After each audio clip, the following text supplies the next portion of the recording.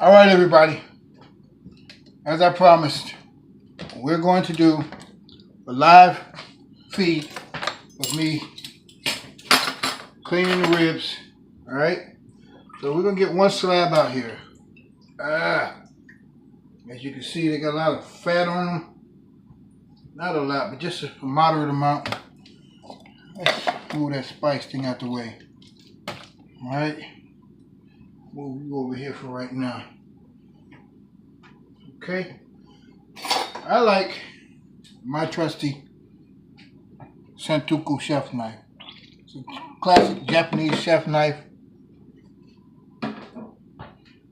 So, right here. Simone, come here. What? Come here. Tell me, can you see my knife? Can you see the knife? No. Okay. Yeah, I can't see it. No, right here. Can you see it? You need to scoot over a little bit. All right, let's put the board on. Right there. Right there? Mm-hmm. Right.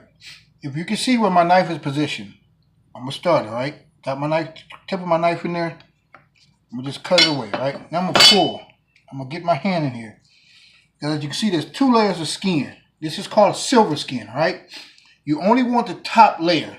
If you take off both layers, your ribs will just fall apart on you. So you leave the bottom layer, because this top layer is what gets really, really tough as it cooks. It gets tough like rubber. It's like, if you ever heard the expression, it's like chewing on shoe leather. This stuff right here is like chewing on shoe leather. It's not edible. You don't want that, okay? So soaking it in vinegar water, 1 cup of distilled vinegar, sink full of cold water, makes it easy for this to just peel right off. All right, see that? See all that fat coming up off there with it? And some folks like to leave the fat on because it keeps the ribs juicy. But I'm a baster. I baste the whole time I'm cooking my ribs, all right? So I don't need that fat. All that fat is going to do is just going to flame up my grill, make my grill hotter than what I want it. And I don't want that, all right? Just boil up, get all that fat off of there.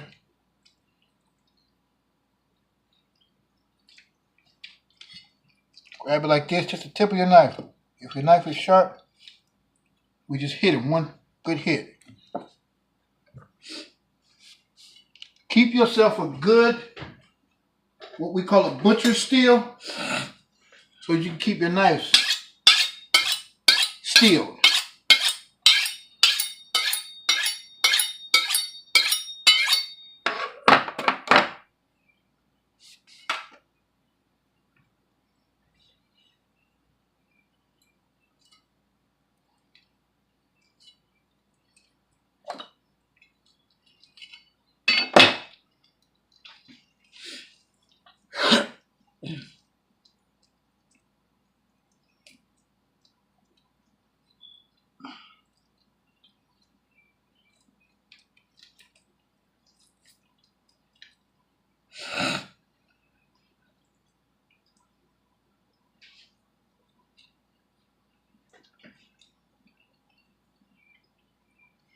You want to get that silver skin all from underneath that extra fold of meat that's right there.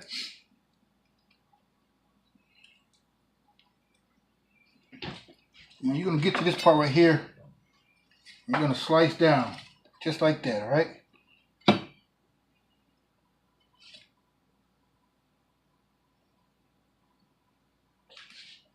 Little pieces like this, you really don't have to worry about, because you'll never meet them with your tooth.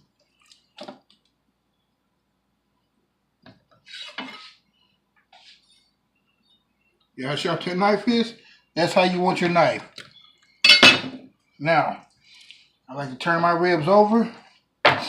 All this here excess fat that they leave on them, I grab it. Like pinching your kid when they're acting up. I got my knife at like a 45-degree angle. I'm going down on my rib, and as I'm going down, I'm going to cock my knife back, and I'm going to cut. I'm going to grab again.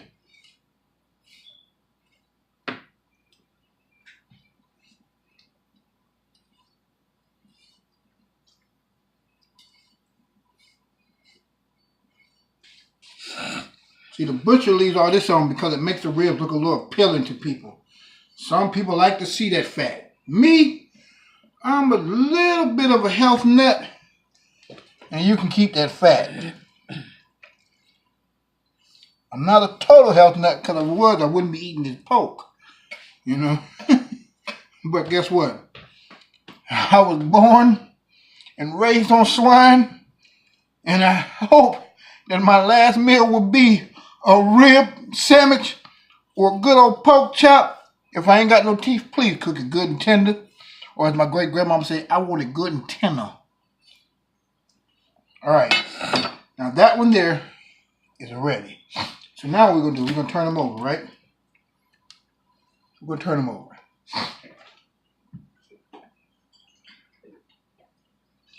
Two key ingredients. Hot sauce, Worcestershire sauce. It's actually pronounced Worcestershire sauce, all right? It's a hard name to say fast, so I just say Worcestershire sauce. You're going to put them on. You're going to rub them in, all right? You're just going to rub them right on in there.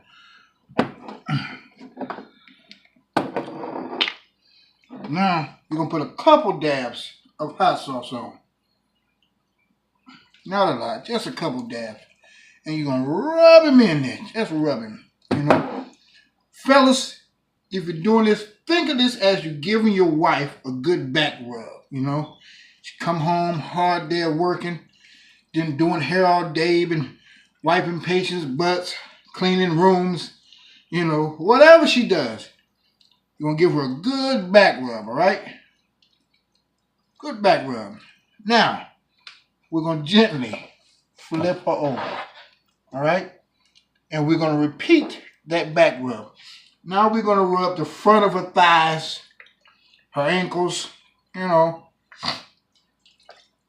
We're just going to rub our baby down to make her feel special and loved. See, when you cook with love, now you're cooking. You're just going to rub that in there. Now, for the master plan. That good old East Carolina barbecue rub. Let's flip her back over first. Oh. And we ain't gonna be generous with this. We're gonna be heavy-handed. Alright? The backside, you don't have to go so heavy. Again, hard day at work, we just rubbing her in. Ladies, if you're doing this, think of this as your man. He's been working all day, cutting grass, framing up houses on hot roofs, laying tar or asphalt on the streets, or these raggedy streets in the city of Cleveland. Now we're going to gently flip him over. Now we're not going to be so generous. We are going to lay it on him. And make sure where your bones is cracked, you get all in between some crack bones. It's like rubbing in between the toes, you know.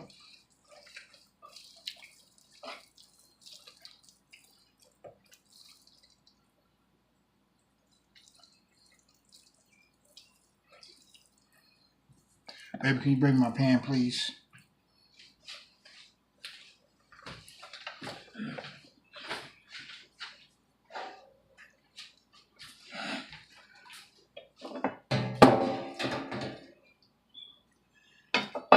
All right.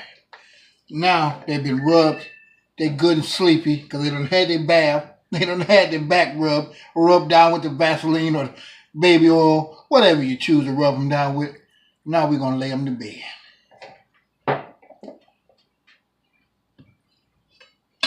All right, you can move that. Thank you, love.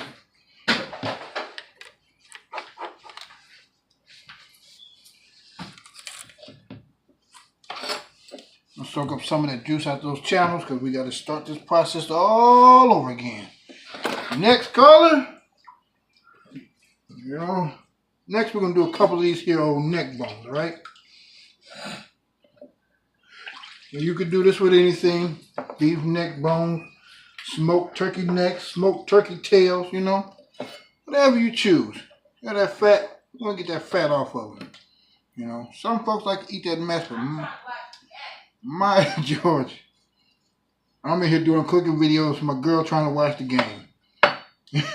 Bless her heart.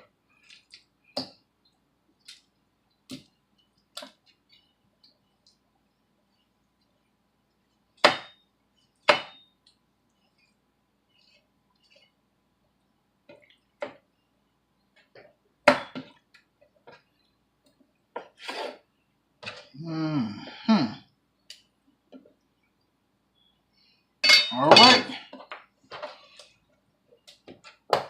Belly side up or down. All right. The hot sauce. Same process. Now, if you don't like stuff spicy, the hot sauce isn't really going to be spicy because it's just going to be a marinade. It's an addition to the wet marinade, all right? But if you really can't take anything spicy, don't omit the hot sauce, okay? Or if you're going to use it, water it down with vinegar, all right? It makes a milder hot sauce. So you go 50-50, 50% hot sauce, 50%, vinegar. Use cider vinegar because it'll give your hot sauce a better flavor.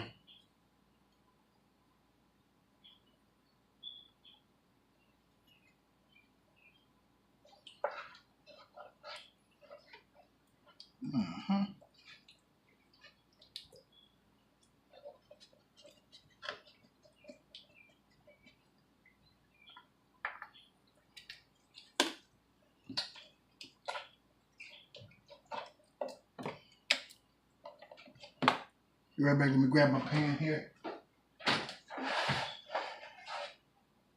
All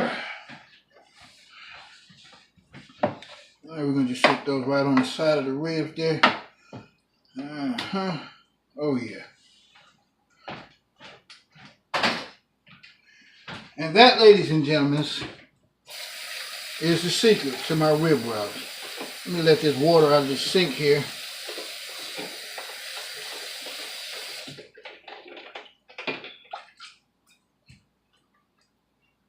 All right.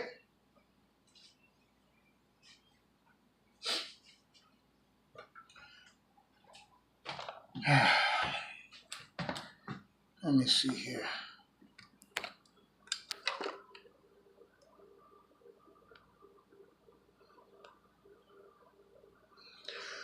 Okay, so, hi everybody, Chef Lou, doing what it do. That is the secret to how you get a good rub on your ribs. You get that rub deep down in them.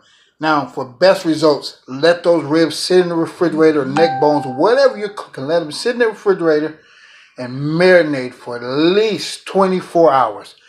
24, 48, 72. You can go up to a week of just marinating in the refrigerator before you got to cook them, all right? The longer, the better. That flavor permeates down into that meat and gets into them. That rub,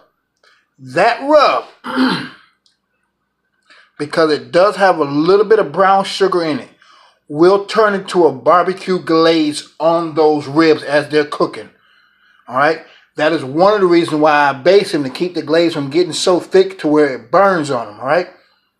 That is East Carolina barbecue. Straight out of Eastern North Carolina. All right? Until the next video. Love, peace, and Jesus. I holla.